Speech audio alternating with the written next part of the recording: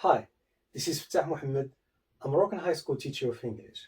For today's session, let's start from these examples.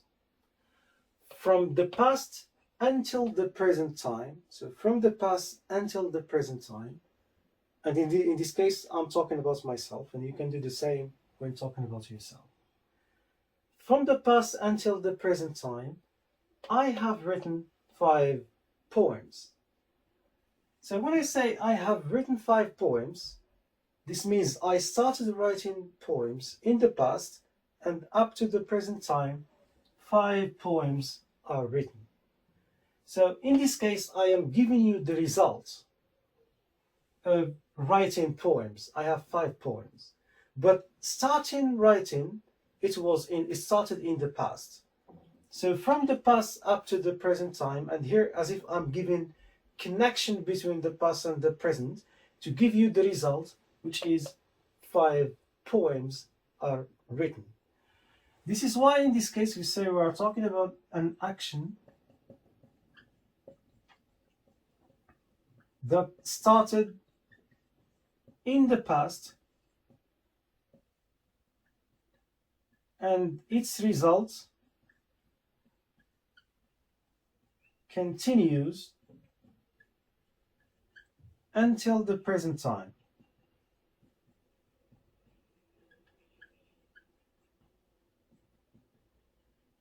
Okay? So when I say I have written 5 poems, this means it is an action that started in the past. I started writing poems in the past, and its result, which is 5 poems, continues until the present time. This means from the past up to the present time, I have written 5 poems. Right, now let's move to the next. I have just sent an email. And when I say I have just sent an email, in this case, I'm talking about an action that happened recently, before the time of speaking. I have just sent an email, maybe just before the video, maybe just few hours before, whatever, but the meaning is that an action that happened recently. I have just sent an email. Now let's move to the next. I have been in London for many times. I went to London different times in the past. But when I say I have been in London for many times, this means this happened in the past, but still happening in the present time. So there is a kind of connection between the past and the present concerning being in London. So I say it is an action that happened in the past, or that's happened different times in the past,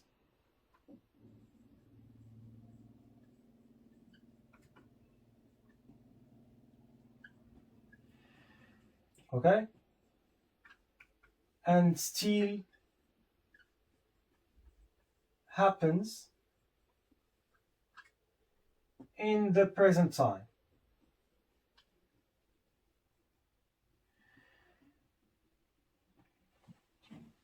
An action that happened different times in the past, so it took place different times in the past. And to give a connection to the present time, I have been in London for many times. This means in the past, but still going on up to the present time. So generally speaking, the right tense to express this kind of actions or activities, it is the so-called present perfect.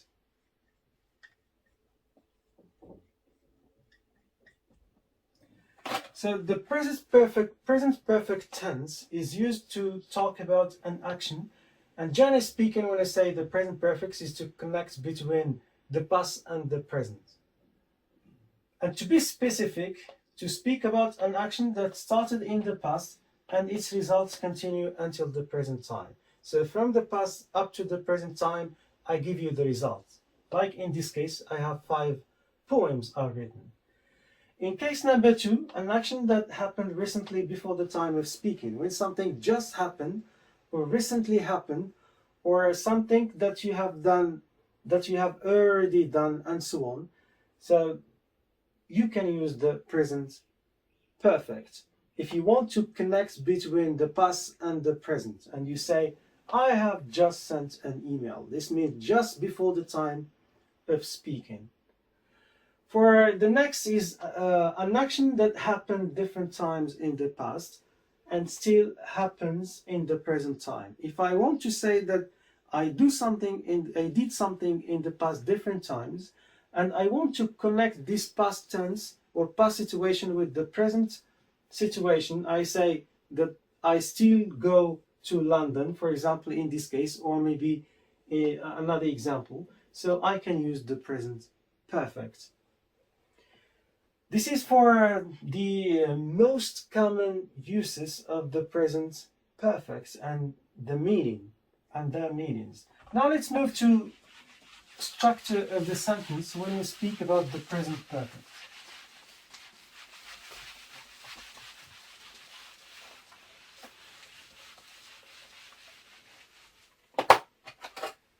So when we say present perfect, for the structure of the sentence in the present perfect, the first thing to write is the subject. What comes next is have or has. If I have, I, we, you, they have. If I have, he, she, it has. Plus the verb written in past participle.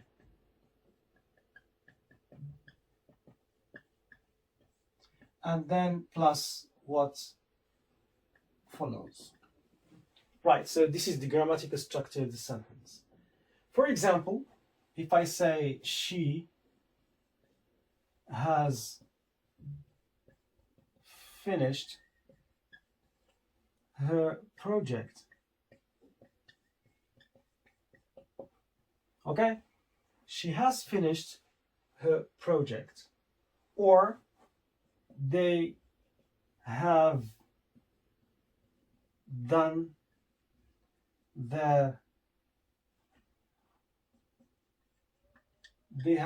the homework. She has finished her project, or they have done the homework. Subject plus has, because we have she, and then verb in past participle, then plus what follows. The same for the other sentence. If I want to write these sentences in the negative form and the interrogative form,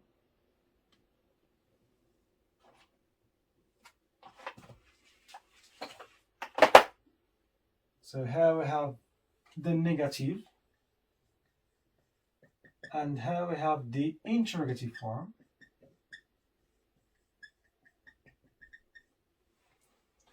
She has finished her project. For the negative form, we say she has not finished her project. Okay, so we put not between the auxiliary and the main verb. For the interrogative, we say has she finished? Has she finished her project?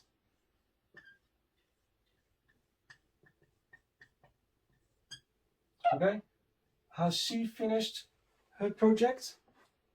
For the next, they have done their homework. So we say, for the negative form, so we say they have not done their homework.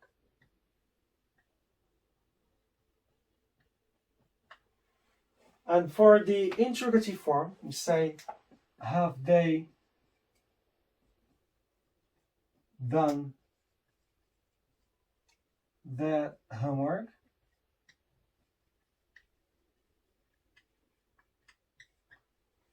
Okay? So generally speaking, if I want to put the negative form, so we have to put not between the auxiliary and the main verb. If I want to write the interrogative, so I just invert the subject with the auxiliary. If I have she has finished, has she finished. If I have they have done, have they done. Right, that's it. Now let's move to exercise to check your understanding. Right, so concerning the exercise, we have put the verbs between brackets in the right form. For sentence number 1, we have I am hungry. I not eat anything since breakfast. The first thing to mention here is I not eat anything since breakfast. This means starting from breakfast up to the present time, not eating anything. Okay? So that's why we have to use the present perfect. I not eat anything since breakfast. And by the way, for the present perfect, there are specific time markers to be used to link between this past and present in terms of certain situations. We can use since, we can use for, just, recently, and other K words or time markers. Okay? I'm hungry. I not eat anything since breakfast. And here we have not. So we have to know where we can put not. For the next, it is nice to see you again. We not see each other for a long time. So for a long time up to the present time, don't see each other. So we have to put it in the present perfect. For example number 3, we have he just go to the cinema with his friends. And when I say just, this means something that happened recently. Okay, just before the time of speaking. And that's why we have to use the present perfect. They be married for 30 years. So here we are given the result for 30 years that this marriage started in the past up to the present time. So there are 30 years and we use for. This means that this is the present perfect. Next, we have scientists discover recently a vaccine for the virus. So when I say recently, this means, so it is clear that something happened recently, and that's why we have to use the present perfect. We should just be careful when we put, where we put the adverb. She worked here since she left school. So since at that time, she left school up to the present time, and we have she and work here. Okay? Right, so you can stop the video, try to answer by yourself and put these verbs between brackets in the right form. Then you can check your answers because I'm going to answer the exercise. I am hungry.